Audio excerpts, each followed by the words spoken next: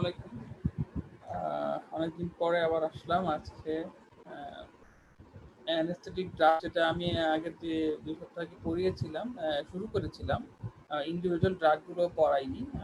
তোমার যেটা হচ্ছে যে আহ, কয় রকম আছে, কি কি টাইপ অ্যানেস্থেসিয়ার, বিভিন্ন রকম যে ব্যালেন্স অ্যানেস্থেসিয়া, তারপর হচ্ছে প্রি অ্যানেস্থেটিক মেডিকেশন কি কি লাগবে এগুলো পড়িয়েছিলাম আগে। ইন্ডিভিজুয়াল ড্রাগগুলো বলেছিলাম নেক্সট উইকে পড়াবো। তা যাই হোক, একটু শারীরিক অসুস্থতার কারণে নিতে পারিনি।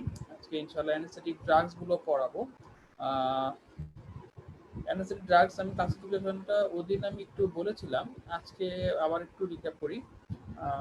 তো অ্যানেস্থেটিক ড্রাগ যদি ক্লাসিফাই করি তাহলে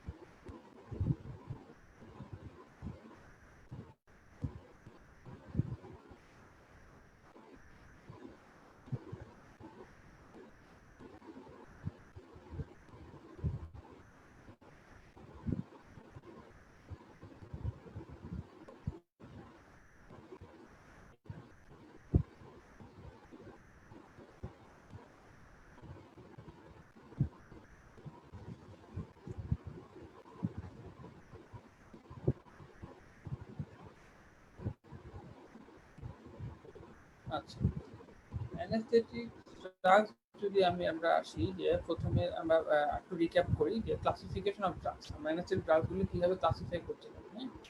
একটা হচ্ছে ইনহেলেশনাল আর একটা হচ্ছে ইন্টারভেনাস। দুইটা ভাগে ক্লাসিফাই করা হয় ব্রডলি। ইনহেলেশনালের মধ্যে আছে ভলাটাইল এবং গ্যাস। ভলাটাইল কোনটা? যেটা হচ্ছে রুম টেম্পারেচারে লিকুইড ফর্মে থাকে, যেটাকে প্রেসার দিয়ে গ্যাসিয়াস ফর্মে করা হয়। আর যে আরেকটা হচ্ছে রুম টেম্পারেচারে যেটা গ্যাসিয়াস ফর্মে থাকে, সেটা হচ্ছে গ্যাস। ভলাটাইলের মধ্যে আছে আইসোফ্লুরেন, সেবোফ্লুরেন, ডেসফ্লুরেন, হ্যালোথেন। এগুলোকে আসলে সবই একসাথে বলা হয় হ্যালোজেনেটেড কম্পাউন্ড। হ্যাঁ, যেহেতু হ্যালোজেনেটেড, হ্যালোজেনের থেকে আলটিমেটলি এগুলো থাকে, হ্যালোজেন্স যেগুলো আছে ক্লোরিন, ফ্লোরিন, ব্রোমিন, এগুলো ধরনের সাবস্টেন্স ফ্লোরিন দিয়ে বেসিক্যালি। তো এখন এই কারণে ভলাটাইল সাবস্টেন্স ক্লোরোফর্ম ইউজ করা হয় না, বাট হ্যালোথেন, ডেসফ্লুরেন, সেবোফ্লুরেন, আইসোফ্লুরেন এগুলো ইউজ করা হয় ভলাটাইল সাবস্টেন্স হিসেবে। আর গ্যাসিয়াস সাবস্টেন্সের মধ্যে আছে নাইট্রিক অক্সাইড এবং জেনন। এরপরে আসে হচ্ছে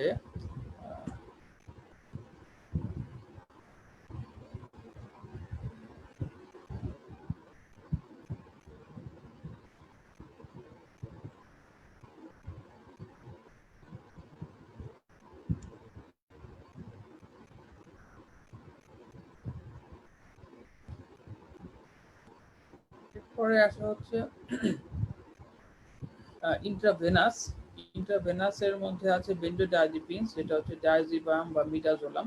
এরপরে আছে বারবিটুরেটস, থায়োপেন্টাল সোডিয়াম। ওপিওইডস গ্রুপের আছে প্যাথিডিন, ফ্যান্টানিল এবং আদার্স, বাট এগুলো অনেক ইম্পর্টেন্ট, যেটা হচ্ছে প্রোপোফল বা ফসপ্রোপোফল, কেটামিন, ইটোমিডেট এবং ডেক্সমেডিটোমিডি। এগুলো হচ্ছে ইন্ট্রাভেনাস অ্যানেস্থেটিক্স। ক্লাসিফাই যদি আসে তাহলে জাস্ট ইনহেলেশনাল এবং ইন্ট্রাভেনাস এভাবে লিখলেই হবে। হ্যাঁ, ওকে। এখন আসি ইনহেলেশনাল অ্যানেস্থেটিক্স।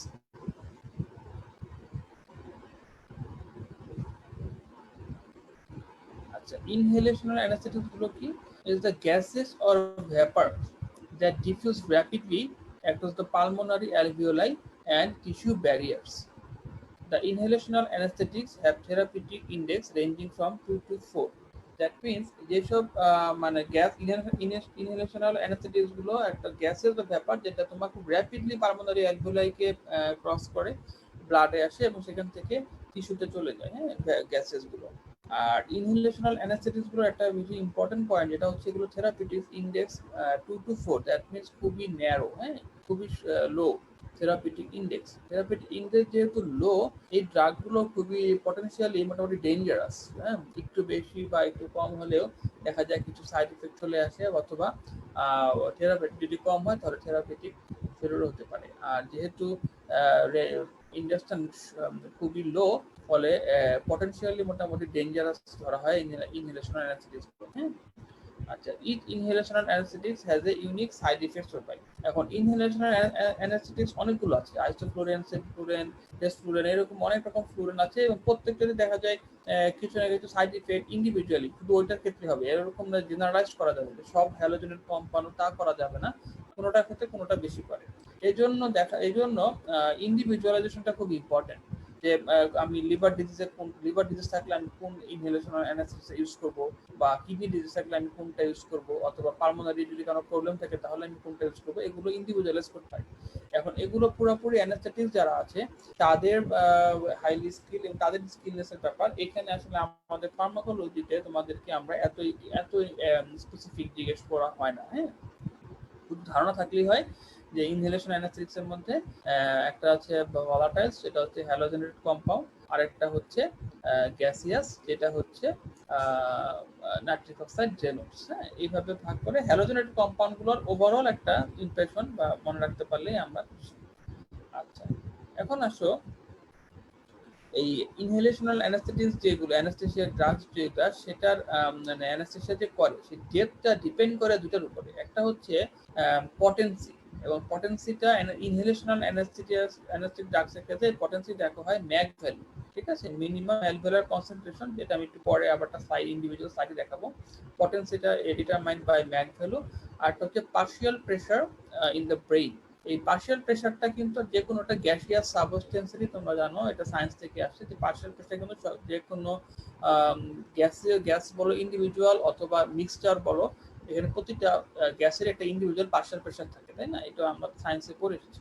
তো এই পার্শিয়াল প্রেশারটা সব জায়গায় থাকে, অ্যালভিওলার টিস্যুতেও থাকে, ব্লাডেও থাকে, আবার সিএনএস বলো বা যে টিস্যুতে যায় সেখানেও থাকে। এই পার্শিয়াল প্রেশারের উপর ডিপেন্ড করে এই ডেপথ অফ অ্যানেস্থেসিয়া ডিপেন্ড করে। আরেকটা হচ্ছে যে induction and recovery depend on rate of change of partial pressure in the brain. তাহলে দেখো, ডেপথ অফ অ্যানেস্থেসিয়া ডিপেন্ড করে পটেন্সি এবং পার্শিয়াল প্রেশার ইন দ্য ব্রেইনের উপরে ওই গ্যাসে। আর ইন্ডাকশন এবং রিকভারিটা ডিপেন্ড করে তোমার হচ্ছে পার্শিয়াল প্রেশার ইন দ্য ব্রেইনের চেঞ্জের উপরে। যখনই আমি একটা গ্যাস সাবস্টেন্স ইন্ডাকশন দিব, এটা পার্শিয়াল প্রেশারটা যখন টার্গেট রেঞ্জে চলে যাবে ব্রেইনে, তখন পেশেন্ট আনকনসিয়াস হবে। আবার যখন আমি এটা অফ করে দিব, তখন ওই যেহেতু আমার ব্রেইনের পার্শিয়াল প্রেশারটা বেশি, অফ করে দিয়েছি আমি, অ্যালভিওলাতে কমে গেল, আলটিমেটলি আবার রিভার্স ব্যাক করবে, রিভার্স ব্যাক করে লাংস দিয়ে বের হয়ে যাবে। তখন যখন ব্রেইনে আবার যখন পার্শিয়াল প্রেশারটা কমে যাবে, তখন পেশেন্ট আবার আস্তে আস্তে অ্যাওয়াক হবে। এটা হচ্ছে এই পার্শিয়াল প্রেশারের চেঞ্জের উপর ডিপেন্ড করে ইন্ডাকশনটাও হয়, আবার রিকভারিটাও হয়। Transfer of anaesthetics depends on series of tension gradient, যেটা খুবই স্বাভাবিক। প্রথমে অ্যালভিওলাতে দিব, অ্যালভিওলায় যখন যদি আমার একদম প্রথম অবস্থায় অ্যালভিওলাতেই পার্শিয়াল প্রেশার বেশি থাকবে, যেহেতু তখনও যায়নি, খুব র্যাপিডলি এটা চলে গেল ব্লাডে, তারপর ব্লাড থেকে চলে গেল ব্রেইনে, এবং পুরোটাই হচ্ছে বাই ডাইরেকশনাল। হ্যাঁ, ইউনিডিরেকশনাল না, বাই ডাইরেকশনাল হবে। এবং যখন অ্যালভিওলার প্রেসার বাড়বে তখন সেখান থেকে ব্লাডও বাড়বে, আস্তে আস্তে ব্লাড থেকে ব্রেনও বাড়বে, এবং একটা টার্গেট পার্শিয়াল প্রেসারে যাওয়ার পরে পেশেন্ট আনকনসিয়াস হবে। তারপর যদি আবার আমি এটা অফ করে দিই তাহলে অ্যালভিওলাতে আবার কমে যাবে, দেন ব্লাড দেন ব্রেন, তখন আবার রিভার্স ওয়েতে এটা লাংস দিয়ে বের হয়ে যাবে। তখন যখন পার্শিয়াল প্রেসারটা আবার টার্গেটের চেয়ে কমে আসবে তখন পেশেন্ট অ্যাওয়ার্ড করতে থাকবে আস্তে, ঠিক আছে। এখন আসলে ম্যাক ভ্যালু, এটা তোমাদের অনেক সময় মানে শর্ট নোট আসতে পারে, বা ভাইবা তো অনেক সময় জিজ্ঞেস করা হয় কাউকে ভালো পারলে, যে মিনিমাম অ্যালভিওলার কনসেন্ট্রেশন মানে কি। তো মিনিমাম অ্যালভিওলার কনসেন্ট্রেশনটা হচ্ছে lowest concentration of drug in alveoli that produce immobility to a painful response in 50% individual. মানে 50% ইন্ডিভিজুয়ালকে ইমোবাইল করার জন্য to a painful response stimulation, to a painful স্টিমুলেশনে ইমোবিলিটি শো করবে এরকম কনসেন্ট্রেশন লোয়েস্ট যেটা হবে সেটা হচ্ছে ম্যাক ভ্যালু মিনিমাম। এখন যত ম্যাক ভ্যালু কম তার মানে তত কম ড্রাগেই পেশেন্ট ইমোবাইল বেশি হচ্ছে, ফলে যত ম্যাক ভ্যালু কম তত বেশি ইম্পর্টেন্ট। আর যত ম্যাক ভ্যালু বেশি তার মানে বেশি বেশি গ্যাস লাগতেছে পেশেন্টকে ইমোবাইল করার জন্য, ইন দ্যাট কেস সেটা হচ্ছে ম্যাক ভ্যালু যত বেশি তত হচ্ছে পটেন্সি কম, ঠিক আছে। এখন ইম্পর্টেন্সটা কি, ইম্পর্টেন্স হচ্ছে কম্পারিজন অফ পটেন্সি। আমি দেখতে পারবো ম্যাক ভ্যালু যদি লেখা থাকে ডেফিনেটলি ওখানে দেখে বুঝতে পারবো যে কোনটা পটেন্ট, হ্যাঁ। আর more MAC value then less potent. আর dose of anaesthetics can be calculated, এখান থেকে কতটুকু অ্যানাস্থেটিক্স দিতে হবে সেটা ক্যালকুলেট করা হয়।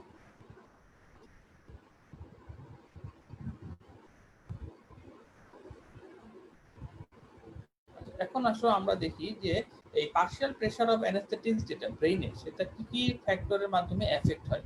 প্রথম কথা হচ্ছে আমার ইন্সপায়ার্ড গ্যাসে যেটা, সেখানে কতটুকু পার্শিয়াল প্রেসার থাকে।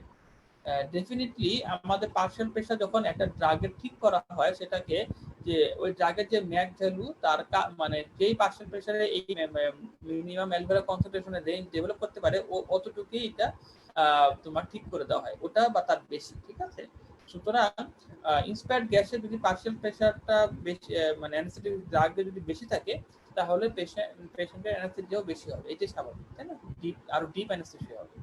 ওকে, পালমোনারি ভেন্টিলেশনস, এটা নর্মাল ইন্ডিভিজুয়ালের ক্ষেত্রে এটা তেমন এফেক্ট পড়ে না, কারণ যদি ভেন্টিলেশন এবং পারফিউশন ম্যাচিং থাকে, যতটুকু আমি অক্সিজেন নিচ্ছি ভেন্টিলেশন আর যতটুকু ব্লাড লাংসে আসছে, এর এই যে ভিকিউ যেটা বলে ভেন্টিলেশন পারফিউশন, এটা যদি ম্যাচিং থাকে বা নর্মাল থাকে তাহলে পালমোনারি ভেন্টিলেশনে খুব একটা এফেক্ট না। বাট অনেক সময় দেখা যায় কি যে পালমোনারি ভেন্টিলেশন তোমার যদি কম থাকে কোনো পেশেন্টের, অথবা পেশেন্ট ভলান্টারি করতে পারে, তাহলে তোমার অ্যালভিওলাতে ড্রাগ কম যাবে, হ্যাঁ।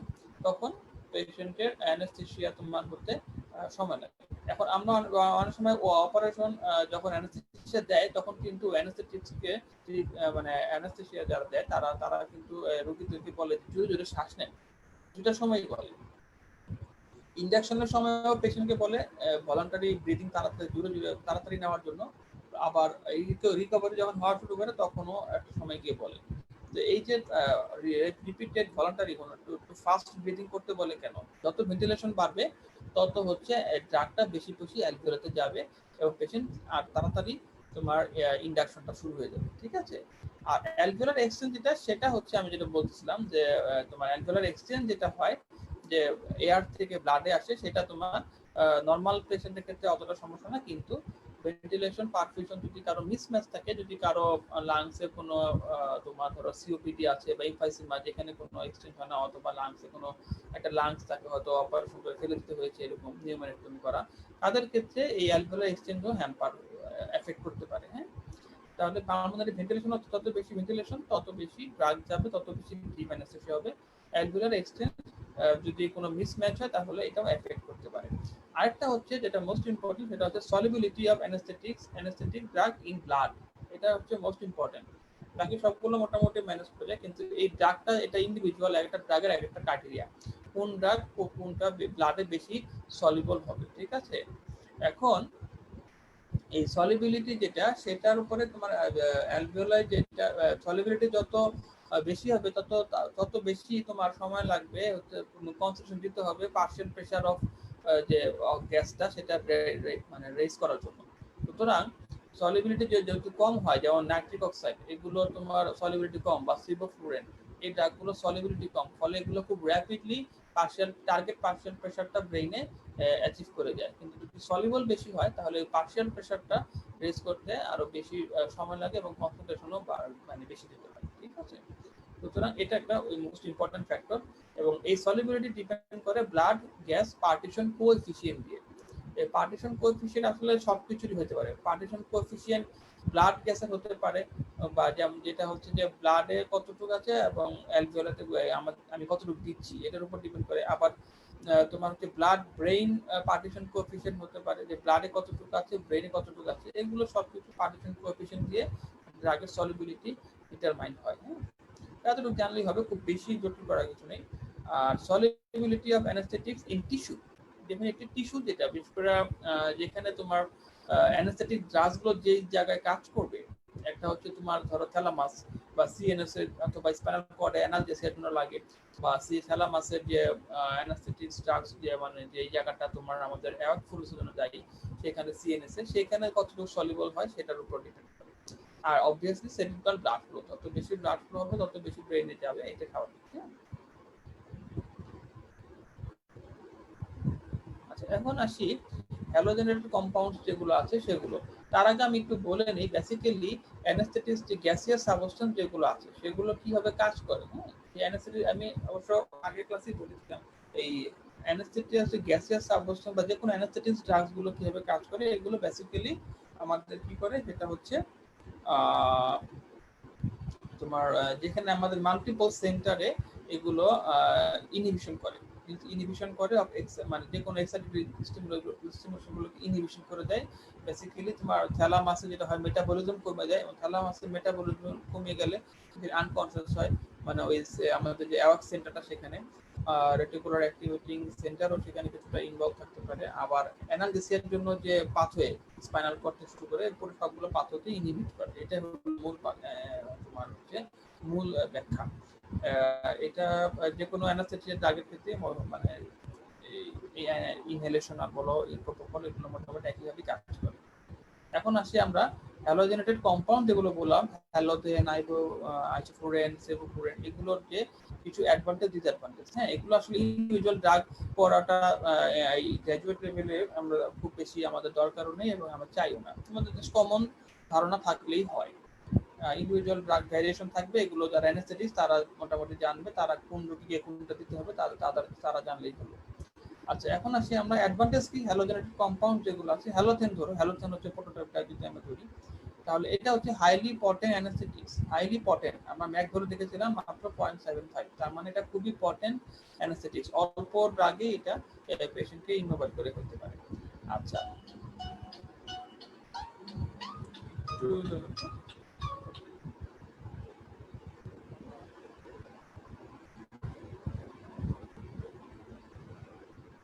হ্যালো, জি,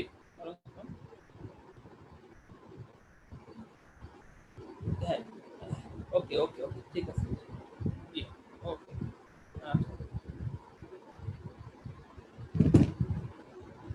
সরি, ওকে। এখন আসো অ্যাডভান্টেজ। প্রথম কথা হচ্ছে এটা হাইলি পটেন্ট অ্যানেস্থেটিক ড্রাগস, এবং এটা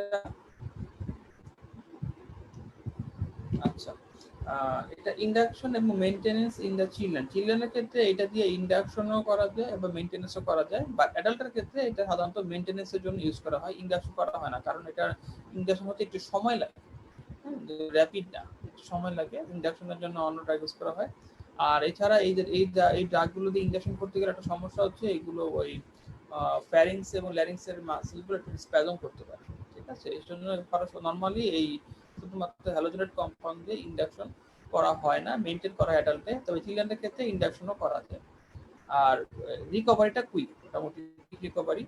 আর পটেনশিয়েট দ্য নিউরোমাসকুলার ব্লকার, এটা একটা ভেরি অ্যাডভান্টেজ, যে এই হ্যালোজেনেট কম্পাউন্ডগুলো দিলে নিউরোমাসকুলার ব্লকার যে আমরা ইউজ করি সেই ড্রাগগুলোর অ্যাকশনটাকে এটা বাড়িয়ে দেয়, ফলে ওই নিউরোমাসকুলারের ব্লকারের জন্য আমরা যে ড্রাগগুলো দিব সেগুলো রিকোয়ারমেন্ট কমে যায়। আচ্ছা, ডিসঅ্যাডভান্টেজটা কি? ডিসঅ্যাডভান্টেজ হচ্ছে ইট ইজ নট গুড অ্যানালজেসিস। যে হ্যালোজেনেট কম্পাউন্ড গুলোর অ্যানাস্থেটিক প্রপার্টি খুব বেশি কিন্তু অ্যানালজেসিক প্রপার্টি কম। এটা একটা বেসিক কথা যেটা জানতে হবে, ঠিক আছে? এটা জাস্ট অন দ্য মানে নাইট্রাস অক্সাইডের ঠিক উল্টা। নাইট্রাস অক্সাইডে আবার অ্যানাস্থেটিক প্রপার্টি খুবই উইক, অ্যানালজেসিক প্রপার্টি খুবই স্ট্রং, ঠিক আছে? এই কথাগুলো মানে এক মিনিমাম জানতে হবে, যেটা গ্র্যাজুয়েট লেভেলে মানে ফার্মাকোলজি। আচ্ছা, তাহলে কি হলো? It is not good analgesic. Analgesic হিসেবে এটা খুব ভালো না। আর লিভার ড্যামেজ করে। হ্যালোথেন নরমালি এই হ্যালোজেনেটেড কম্পাউন্ড যেগুলো আছে সেগুলো ম্যাক্সিমামই তোমার কোনো মেটাবলাইজ হয় না। যেভাবে দেওয়া হয় সেভাবেই শরীর মানে বডিতে থেকে সেভাবেই এসকেপ হয়ে যায়, এক্সেপ্ট হ্যালোথেন। হ্যালোথেনটা 20% পর্যন্ত মেটাবলাইজড হয়ে যায় লিভারে, ঠিক আছে? সুতরাং এবং এই কারণে হ্যালোথেনটা লিভার ড্যামেজও করে। আচ্ছা, নেফ্রোটক্সিসিটি যেটা, সেটা হচ্ছে এনফ্লুরেন্স সেবোফ্লুরেন নেফ্রোটক্সিসিটি করে। সুতরাং অবভিয়াসলি যারা অ্যানেস্থেটিক্স তারা হচ্ছে লিভার যখন ড্যামেজ থাকবে তখন হ্যালোথেন ইউজ করা যাবে না। আবার যখন কিডনি নেফ্রোটক্সিস মানে সমস্যা থাকবে, কিডনি সমস্যা থাকবে, তখন এনফ্লুরেন সেবোফ্লুরেন এগুলো ইউজ করা যাবে না, তাই না? আচ্ছা, আরেকটা ভেরি ইম্পর্টেন্ট, সেটা হচ্ছে এই হ্যালোজেনেট কম্পাউন্ড গুলো কার্ডিয়াক অ্যারাইথমিয়া, হাইপোটেনশন এগুলো করতে পারে। এবং কারো কারো ক্ষেত্রে জেনেটিক্যালি ম্যালিগন্যান্ট হাইপারথার্মিয়াও ডেভেলপ করতে পারে। যে জেনেটিক্যালি প্রিডিসপোজ পারসন, তাদের ক্ষেত্রে মেটাবলিজম মানে হওয়ার কারণে অনেক বেশি পরিমাণ ক্যালসিয়াম রিলিজ হয়ে ম্যালিগন্যান্ট হাইপারথার্মিয়াও ডেভেলপ করতে পারে। আর এই হ্যালোজেনেট কম্পাউন্ডগুলোর একটা বড় সমস্যা হচ্ছে লিভারে ইউজ করলে লিভারটা ডিলেড হয়, মাসেলটাকে রিল্যাক্স করে দেয়, ইউটেরাসের মাসেলকে রিল্যাক্স করার কারণে লিভারটা প্রলং করে এবং পোস্টপার্টাম যে ব্লিডিং সেটা বেশি হওয়ার সম্ভাবনা থাকে। এইগুলো মাথায় রাখতে হয় সাধারণত যারা অ্যানেস্থেটিক দেয়। বা তোমরা অ্যাডভান্টেজ ডিসঅ্যাডভান্টেজ মোটামুটি বলতে পারলেই হবে হ্যালোজেনেট কম্পাউন্ড, ঠিক আছে? আচ্ছা, এখন আসি আমরা নাইট্রাস অক্সাইড। এই নাইট্রাস অক্সাইড হচ্ছে একটা colourless odourless gas at the room temperature, তাই না? এবং লাফিং গ্যাসও বলা হয়, লাফিং গ্যাস হিসেবে অনেক সময় পরিচিত। রুম টেম্পারেচার একটা কালারলেস ওডারলেস থাকে, very insoluble in blood and other tissue. এটা ইম্পর্টেন্ট যে নাইট্রাস অক্সাইডটা ব্লাডে বা টিস্যুতে সলিবিলিটি খুব কম, ফলে এটা পার্শিয়াল প্রেসার যেটা সেটা খুব তাড়াতাড়ি রেজ করতে পারে। হ্যাঁ, অ্যাডভান্টেজটা কি নাইট্রাস অক্সাইডের? এটা খুবই ভেরি গুড অ্যানালজেসিক্স এবং অনসেটটা ভেরি কুইক, তাড়াতাড়ি পার্শিয়াল প্রেসার যেটা পিপি বলি তারা তাড়াতাড়ি এটার অ্যাচিভ করে এবং রিকভারিও খুব র্যাপিড। এবং এটা একটা অ্যাডভান্টেজ হচ্ছে এটা নট হ্যাপাটোটক্সিক অর নেফ্রোটক্সিক, ঠিক আছে? হ্যালোজেনেট কম্পাউন্ডের মতো না, এটা অতটা ক্রিয়া করে না। আচ্ছা, এখন আসি ডিসঅ্যাডভান্টেজ।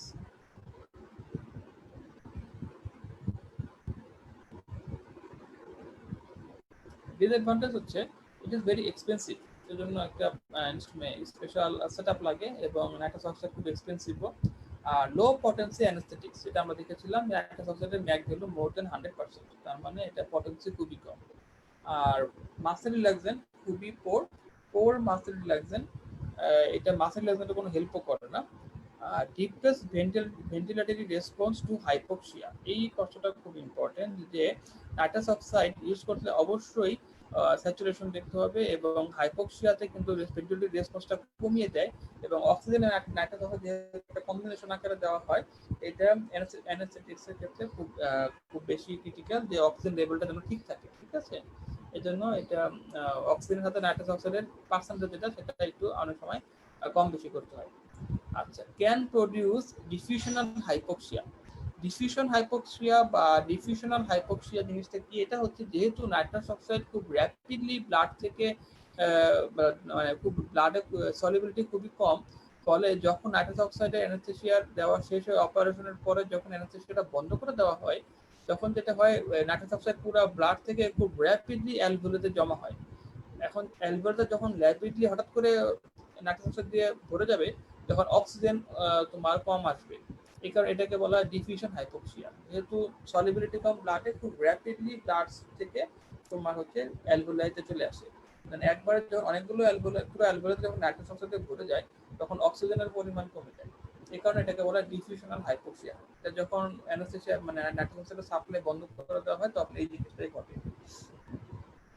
ডিফিউশনাল হাইপোক্সিয়া একটা চান্স থাকে। এটা ওভারকাম করার জন্য অবশ্যই তখন কি করতে হবে? 100% অক্সিজেন নর্মালি নাইট্রাস অক্সাইড যেটা সেটা ইউজ করা হয় সে তোমার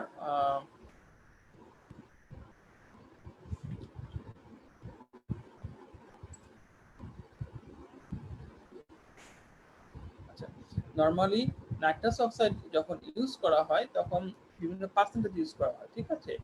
20%-এর 20% saturation nitrous oxide analgesia produce করে, মোটামুটি 20%। 50% পর্যন্ত এটা অ্যানালজেসিয়া এবং মাইল্ড সিডেশন করতে পারে। আর হচ্ছে সাধারণত 80-20 যদি হয়ে যায়, 70-30 বা 80-20 তে গিয়ে এটা তোমার হচ্ছে অ্যানালজেসিয়া খুব প্রোফাউন্ড অ্যানালজেসিয়া করে। তবে কখনোই নাইট্রাস অক্সাইড 80%-এর উপর উঠানো যাবে না, কারণ তাহলে কি হবে, অক্সিজেনের পরিমাণ যে 20% অক্সিজেন নর্মালি লাগে, নর্মালি আমাদের 21%-20%, সেটা কিন্তু হ্যাম্পার হয়ে যাবে, হাইপোক্সিয়া ডেভেলপ করতে পারে। এই কারণে নাইট্রাস অক্সাইড কখনো 80%-এর উপর উঠানো যাবে না, নর্মালি 70-80 এরকম মধ্যে রাখা হয়, 50% রাখা যেতে পারে। এটা আর এটা হচ্ছে একটা। আর সেকেন্ড গ্যাস ইফেক্ট যেটা, সেটা হচ্ছে কি, সেকেন্ড গ্যাস ইফেক্ট হচ্ছে যেহেতু নাইট্রাস অক্সাইড খুব র্যাপিডলি তোমার দেওয়ার পরে, অ্যানেস্থেসিয়া দেওয়ার পরে খুব র্যাপিডলি অ্যালভিওলাই থেকে টিস্যুতে চলে যাচ্ছে, পার্শিয়াল প্রেশারটা খুব র্যাপিডলি বিল্ড আপ হচ্ছে। তা এখন এর সাথে যদি আরেকটা ড্রাগ দেওয়া হয়, হ্যালোজেনেট কম্পাউন্ড, নর্মালি হ্যালোজেনেট কম্পাউন্ড গুলো একটু দেরিতে ইয়ে হয়, তোমার ডিজলভ, পার্শিয়াল প্রেশারটা তৈরি হতে সময় লাগে। এখন যেহেতু দুইটা গ্যাস মিক্সচার করে দেওয়া হচ্ছে, নাইট্রাস অক্সাইড, হ্যালোজেন, যে কোনো একটা, ধরো হ্যালোজেন অথবা এবং সাথে অক্সিজেন, তিনটা গ্যাস সাধারণত দেওয়া হয় মিক্সচারে। একটা হচ্ছে নাইট্রাস অক্সাইড, অক্সিজেন এবং হচ্ছে হ্যালোজেন, তিনটা ধরলাম আমরা, হ্যাঁ। তিনটার মিক্সচারে তোমার হচ্ছে, যেহেতু হ্যালোজেন একটু স্লোলি ডেভেলপ করার কথা ছিল, কিন্তু নাইট্রাস অক্সাইডের প্রেশার যখন যেহেতু বেশি, খুব র্যাপিডলি চলে আসে ব্লাডে, তখন এই প্রেশারে দেখা যায় তোমার হচ্ছে হ্যালোজেন কম্পাউন্ড বা হ্যালোজেনও কিছুটা র্যাপিডলি চলে আসে তোমার হচ্ছে অ্যানেস্থেসিয়া ব্লাডে। এটাকে বলা হয়, এবং এটা কি করে, ইন্ডাকশনটাকে স্পিড করে, এটাকে বলা হয় সেকেন্ড গ্যাস ইফেক্ট। যদি আমি নাইট্রাস অক্সাইড ছাড়া শুধু হ্যালোজেন দিতাম বা আইসোপ্রোপেন দিতাম, তাহলে যে রেটে গিয়ে এটা ইন্ডাকশনটা হতো, আমি নাইট্রাস অক্সাইড সহ দিলে, ওই নাইট্রাস অক্সাইড যেহেতু খুব র্যাপিডলি এটা অ্যালভিওলাই থেকে ব্লাডে চলে আসছে, ওই প্রেসারে তোমার হচ্ছে, এবং র্যাপিডলি টেক আপ হওয়ার কারণে যে প্রেসারটা বিল্ড আপ হচ্ছে, ওই কারণে হ্যালোজেনটাও তোমার তাড়াতাড়ি কিছুটা র্যাপিড রেটে ব্লাডে চলে আসে এবং ইন্ডাকশনটা তাড়াতাড়ি হতে পারে। এটাকে বলা হয় সেকেন্ড গ্যাস।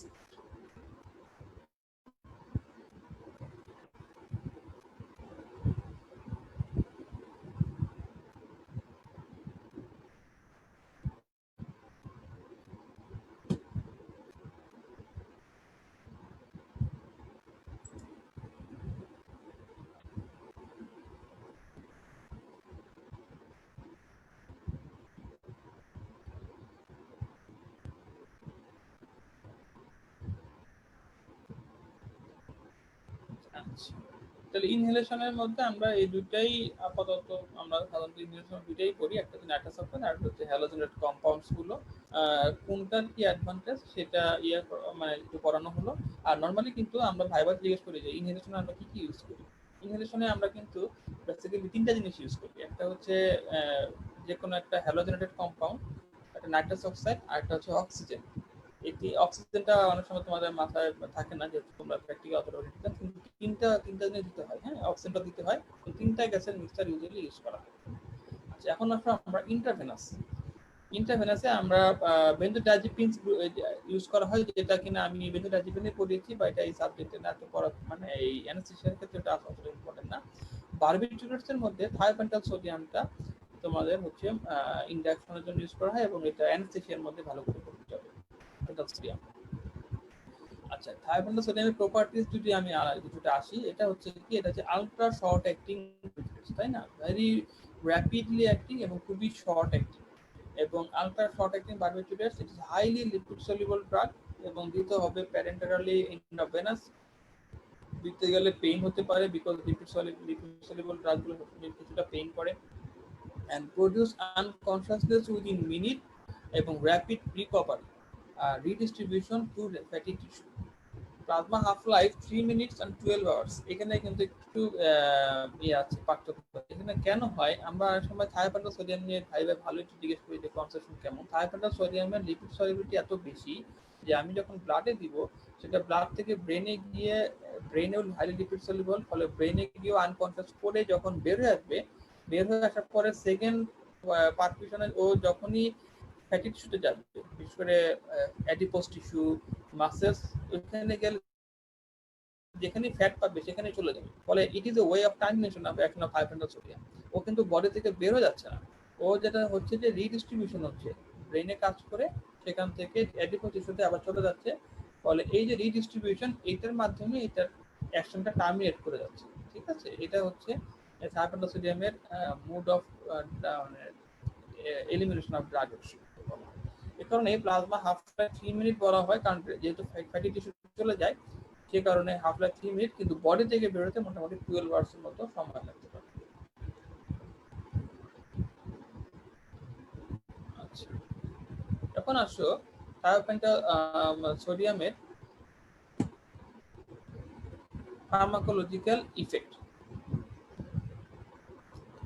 ফার্মাকোলজিক্যাল ইফেক্ট কি? এটা থায়োপেন্টাল সোডিয়াম বা বারবিটুরেট সবগুলোরই একই রকম, যেটা কার্ডিয়াক আউটপুট, ব্লাড প্রেশারকে ডিক্রিজ করে এবং depressant effect on cardiovascular respiratory system, তাই না? সিবিএস এবং রেসপিরেটরি সিস্টেমকে এটা ডিপ্রেস করে। এটা যে কোনো ডায়াবেটিস, বারবিটুরেট সবগুলোই করে। So not suitable in hypovolemic patient.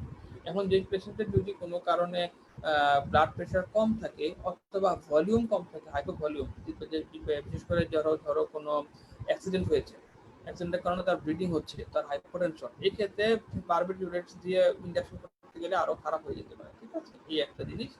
R it decrease the cerebral blood flow. ঠিক আছে, এটা সেরিব্রাল ব্লাড ফ্লো কমায়। ফলে যেসব কন্ডিশনে সেরিব্রাল প্রেশার বেড়ে যাওয়ার সম্ভাবনা থাকে, ব্লাড ফ্লো বেড়ে গিয়ে, সেসব কন্ডিশনে এটা ইউজ করা যেতে পারে। যেমন ব্রেন টিউমার বা হেড ইনজুরি, এখানে রেস্ট আইসিপি হওয়ার সম্ভাবনা থাকে, সেখানে এইটাতে ইনজেকশন করলে ব্লাড ফ্লো কমে আইসিপিটা আরো, মানে ইন্টারগ্রেনাল প্রেশারটা আরো কমে যাবে। এটা একটা অ্যাডভান্টেজ। কিন্তু হাইপোভলিউমিক পেশেন্টের ক্ষেত্রে আবার এটা দেওয়া যাবে।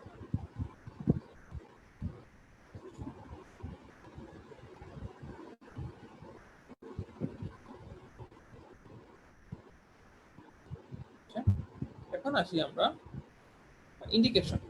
থায়োপেন্টাল সোডিয়াম দিয়ে কখনো মেনটেন করা সম্ভব না, এত আলট্রা শর্ট ড্রাগ দিয়ে মেনটেন করা সম্ভব না, কিন্তু ইন্ডিকেশন হচ্ছে ইনজেকশন করা সম্ভব, এবং ইনজেকশনে এটা বেসিক্যালি ইউজ করা হয় ইনজেকশন অফ অ্যানেস্থেসিয়া। ঠিক আছে, এই একটা। আর কন্ট্রাইন্ডিকেশন কি? এই থায়োপেন্টাল সোডিয়ামটা মানে যে কোনো বারবিটুরেটসকেই যে কোনো পরফাইরিয়াকে প্রেসিপিটেট করতে পারে, অ্যাকুট ইন্টারমিটেন্ট পরফাইরিয়া যেগুলো, সেগুলো প্রেসিপিটেট করতে পারে, এখানে পরফাইরিয়াতে দেওয়া যাবে। এছাড়া হাইপোভলিউমিক পেশেন্ট বা কনজেস্টিভ কার্ডিয়াক ফেলিউর, মানে যেখানে যাদের যেসব পেশেন্টের কার্ডিও রেসপিরেটরি ডিপ্রেশন থাকে, তাদের ক্ষেত্রে থায়োপেন্টাল সোডিয়াম ইউজ করা যাবে না। ঠিক আছে,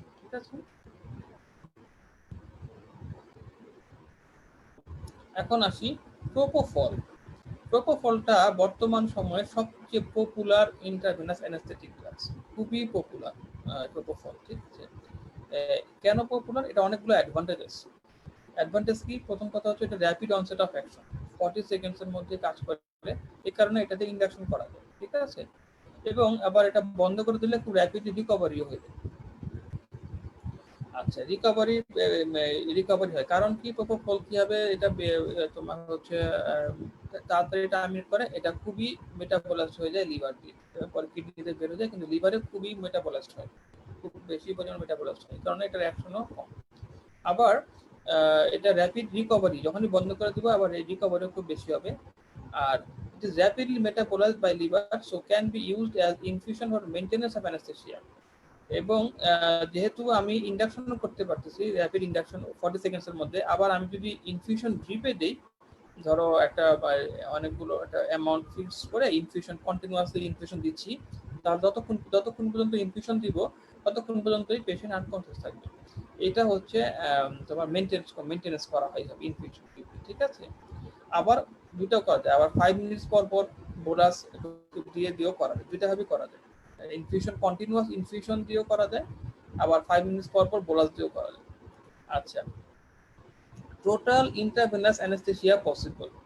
আমরা অনেক সময় জিজ্ঞেস করি যে ইন্ডাকশন কি দিয়ে করবা, মেইনটেনেন্স কি দিয়ে করবা। অনেক সময় জিজ্ঞেস করি যে বোথ ইন্ডাকশন মেইনটেইন করা যায় এমন কোনো ড্রাগ আছে কিনা, ভাইবাতে জিজ্ঞেস করি। তখন অ্যান্সার হবে যে প্রোপোফল দিয়ে করা সম্ভব, প্রোপোফল দিয়ে ইন্ডাকশনও করা যায়, মেইনটেইনও করা যায়। টোটাল ইন্ট্রাভেনাস অ্যানেস্থেসিয়া পসিবল, মানে কোনো গ্যাসিয়াস কিছুই লাগবে না, এরকমও করা সম্ভব। এই কারণে অ্যাম্বুলেটরি সার্জারি যেগুলো থাকে, বিশেষ করে তোমার অ্যাম্বুলেটরি সার্জারি যেখানে অ্যানেস্থেসিয়ার এই সেটআপটা, গ্যাসিয়াস সেটআপটা নেই, অথবা ওয়্যার ফিল্ড বা এইসব জায়গায় অনেক সময় ইউজ করা যেতে পারে ইমার্জেন্সি। হ্যাঁ, অ্যাম্বুলেটরি সার্জারিতে এটা ইউজ করা যায়। আচ্ছা, ইজ প্রডিউস ইউফোরিয়া, এটা ইউফোরিয়া করে, ফলে এটা ভালো যে অ্যানেস্থেসিয়ার প্যানিকটা কমে যায়।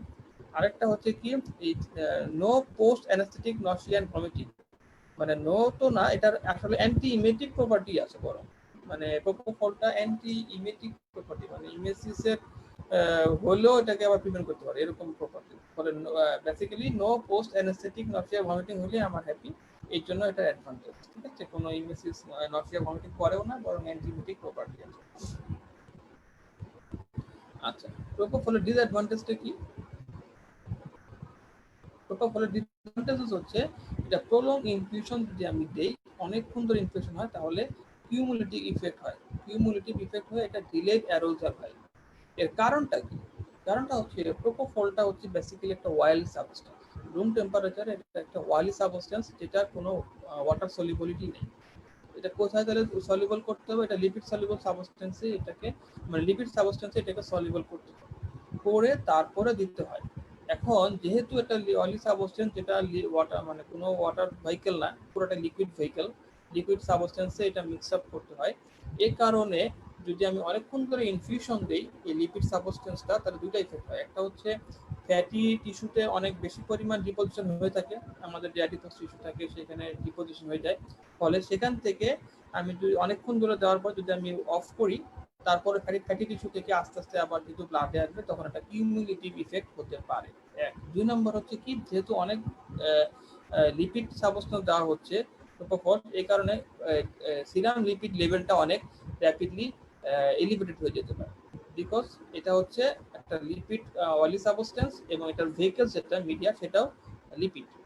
এবং এই কারণে প্রোপোফল যখন ওপেন করা হয় একটা প্যাকেট, এটা 4 ঘন্টার মধ্যে ইউজ করতে হবে।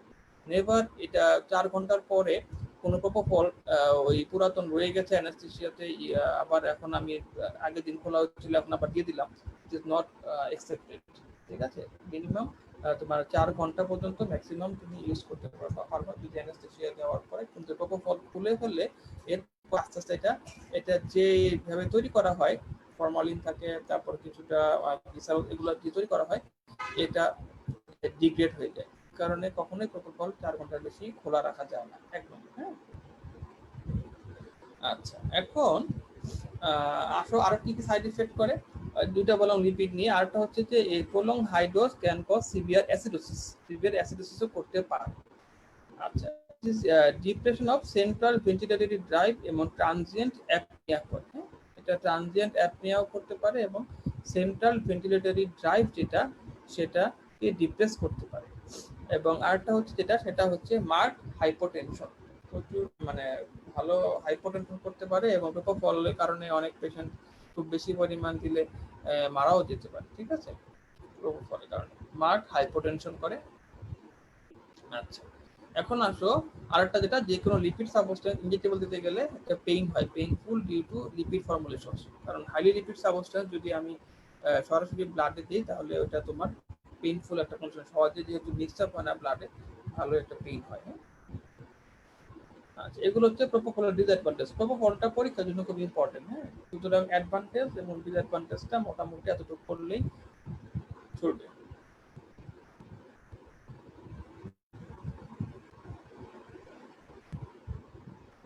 এখন আসি ক্যাটামাইন। ক্যাটামাইনে যেটা হয়, এটা কি করে, এটা হচ্ছে একটা স্পেশাল টাইপ অফ অ্যানেস্থেসিয়া করে।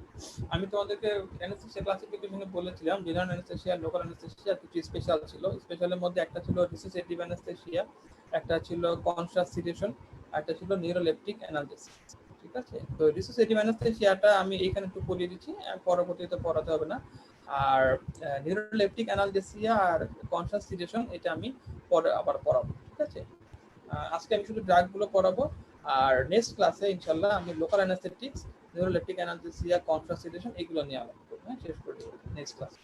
আচ্ছা, এখন আসলে আমরা ক্যাটামাইন। ক্যাটামাইনে তোমার ডিসোসিয়েটিভ অ্যানাস্থেসিয়া যেটা, সেটার মানে কি?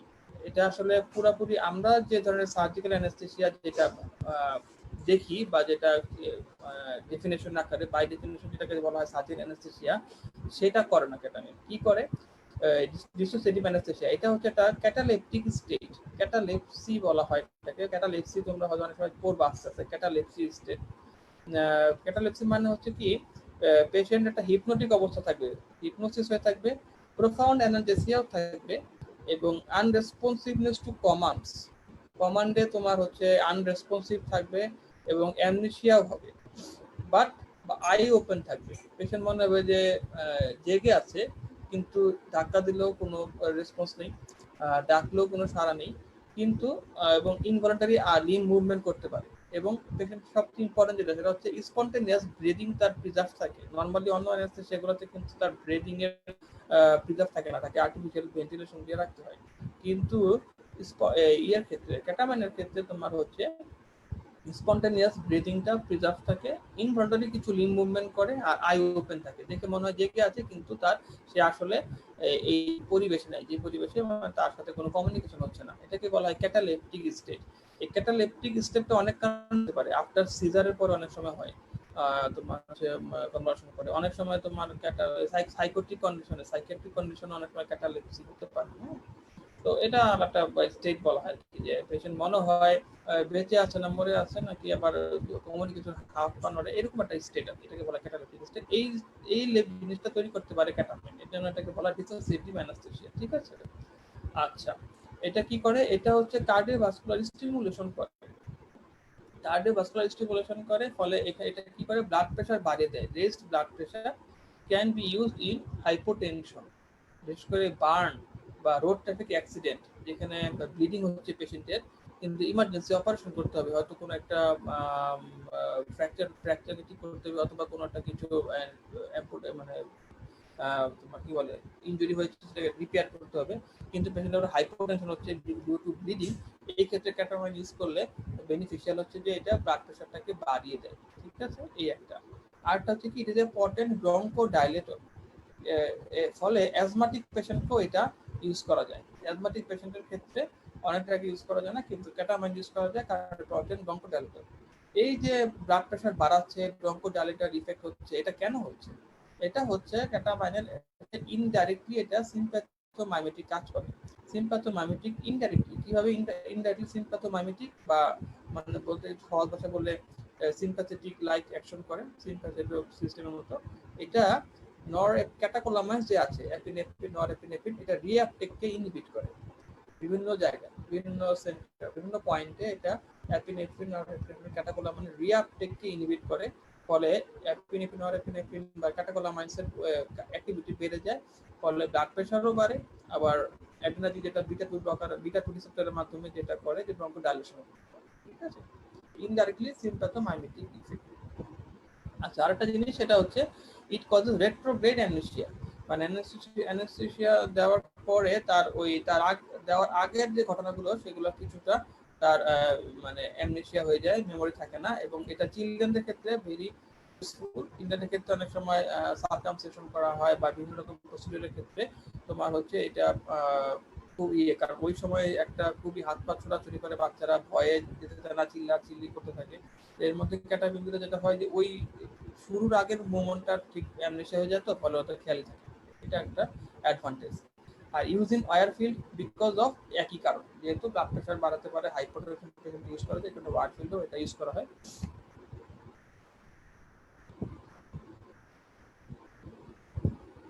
আচ্ছা, ডিসঅ্যাডভান্টেজটা কি? ডিসঅ্যাডভান্টেজ হচ্ছে ইট কজেস ইমার্জেন্স ডিলিরিয়াম। যখনই ক্যাটামিনের অ্যাকশনটা চলে যায়, তখন পেশেন্ট খুবই কথা কথা পাগলামি করতে থাকে। কারণ কি? এটা হ্যালুসিনেশন করে, ডিলিউশন করে, এবং ভিভিড ড্রিমস হয় পেশেন্টের। ঠিক আছে? যারা ক্যাটামিন যদি কেউ কখনো দিয়ে দেখো, যে দেখবা যে পেশেন্ট অত্যন্ত ইয়ে হওয়ার পরে, পেশেন্ট যখন রিকভারি করে যায়, মানে কোনো ঠিক নেই, কাকে কি ডাকতেছে, কাকে কি বলতেছে, উল্টা পাল্টা কোনো মানে অসংলগ্ন কথাবার্তা সবকিছু বলা শুরু করে দেয়। এটাকে বলা হয় ইমার্জেন্স ডিলিরিয়াম। ডিলুশন হয়, হ্যালুসিনেশন হয়, ওই ক্ষেত্রে যদি হয়ে যায় তার ট্রিটমেন্ট হবে হচ্ছে বেনজোডাইজিপিন। ঠিক আছে, ইমার্জেন্সি ডেলিরাম যদি হয় তাহলে সেটাকে বেনজোডাইজিপিন দিলে এই তোমার সিবি ইফেক্টটা কমে আসে। আচ্ছা, আরটা কি হচ্ছে, এটা সেরিব্রাল ব্লাড ফ্লো বাড়িয়ে দেয়, ফলে ইন্ট্রাক্রেনিয়াল প্রেসার বেড়ে যেতে পারে। ঠিক আছে, ক্যাটামাইন ইন্ট্রাক্রেনিয়াল প্রেসার বেড়ে যেতে পারে, ফলে হেড ইনজুরিতে কখনোই ক্যাটামিন ইউজ করা যাবে না, হেড ইনজুরিতে ইউজ করা যাবে। আর একটা হচ্ছে ইনকেস ইন্ট্রাঅকুলার প্রেসার, ফলে গ্লুকোমাও তোমার গ্লুকোমাতে দেওয়া যাবে না এবং গ্লুকোমা করতে পারে। আর হাইপার টেনশন, যেটা আমি বললাম যে হাইপোটেনশন পেশেন্টকে দেওয়া যায়, কিন্তু হাইপারটেনসিভ পেশেন্টকে আবার এটা রিলেটিভলি কন্ট্রাইন্ডিকেটেড, কারণ ব্লাড প্রেশার অনেক বেশি শুট করে ফেলতে পারে ডিউ টু ইনডাইরেক্ট সিম্প্যাথোমাইমেটিক অ্যাক্টিভিটি, যেটা বললাম যে রিঅ্যাক্টকে ইনহিবিট করার কারণে ইনডাইরেক্ট সিম্প্যাথোমাইমেটিক অ্যাক্টিভিটি হয়। এই কারণে নর্মাল পেশেন্ট, নর্মাল হাইপারটেনসিভকে সমস্যা নেই, কিন্তু হাইপারটেনসিভ পেশেন্টকে দিতে গেলে আবার একটু সাবধান থাকতে হবে, কারণ এটা হাইপারটেনশন বাড়িয়ে দেয়।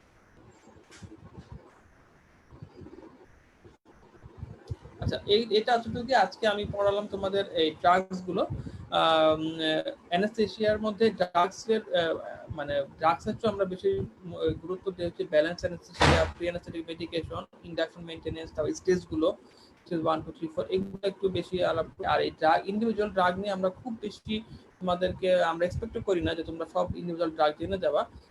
কিছু বেসিক কথাবার্তা, যে হ্যালোজেনেটেড কম্পাউন্ড যেগুলো আছে, কয়টা নাম, এগুলোর সুবিধা কি, নাইট্রিক অক্সাইডের সুবিধা কি, তারপরে হচ্ছে তোমার প্রোপোফল নিয়ে কিছু জানা, মানে কিছুটা, থায়োপেন্টাল সোডিয়াম, ক্যাটামিন, এই কটা দিয়ে মোটামুটি ইন্ডিভিজুয়াল ড্রাগ অ্যানাস্থেটিক ড্রাগগুলো জানলেই হয়ে যায়। আর বাকি আমার অ্যানাস্থেসিয়ার যে ক্লাসের যে বাকি যেটা থাকলো সেটা হচ্ছে তোমার হচ্ছে লোকাল অ্যানাস্থেসিয়া, আর হচ্ছে নিউরোলেপটিক অ্যানালজেসিয়া, আর হচ্ছে কনশাস সিডেশন। তা ওই দুইটা কনশাস সিডেশন আর নিউরোলেপটিক অ্যানালজেসিয়া আসলে তোমাদের গ্র্যাজুয়েট লেভেলে খুব বেশি প্রয়োজন নেই, তবে লোকাল অ্যানাস্থেসিয়াটা লাগবে। আমি নেক্সট ক্লাসে এই তিনটা জিনিস পড়িয়ে দিব। ঠিক আছে, আস্তে আস্তে আগে, খুব বেশি একবারে পড়লে খুব ক্লান্তি লাগবে, কনফিউজ হয়ে যাবা। আর এতটুকুই।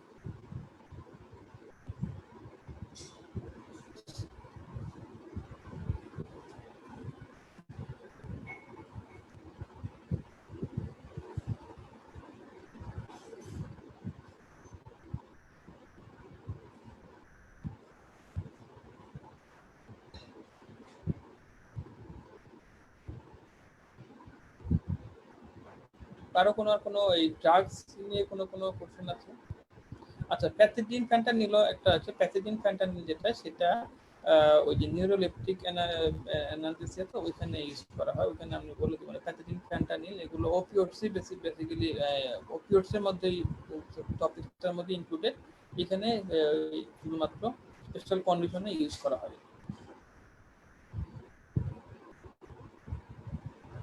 তাহলে আজকে আপাতত রাখি, মানে এই যতটুকু করেছি একটু দেখো আবার বারে বারে।